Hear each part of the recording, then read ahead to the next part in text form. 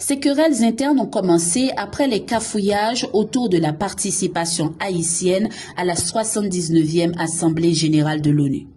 Des membres du Conseil présidentiel de transition reprochent à la ministre des Affaires étrangères d'avoir boycotté la participation du président du Conseil d'alors, Edgar Leblanc-Fils, et du conseiller présidentiel Leslie Voltaire à l'ONU en faveur du Premier ministre Gary Conille.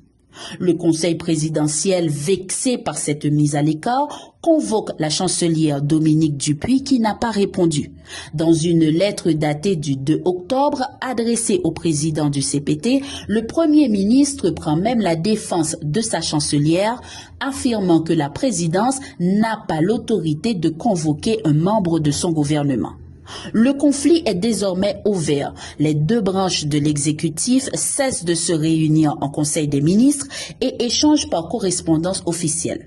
Le 9 octobre, Leslie Voltaire, devenu président du Conseil présidentiel de transition à son tour, réplique dans une lettre au Premier ministre en affirmant que le CPT est en droit de convoquer n'importe quel membre du gouvernement sans consultation préalable avec le chef du gouvernement.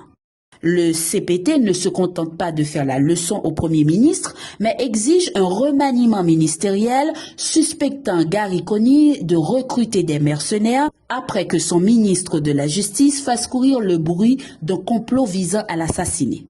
À bout de patience, le CPT convoque le Premier ministre le 4 novembre pour s'expliquer. Gary Conille refuse de se soumettre, dénonçant le manque de transparence du CPT et exige à son tour le renvoi des 3 conseillers impliqués dans le scandale de corruption de la BNC.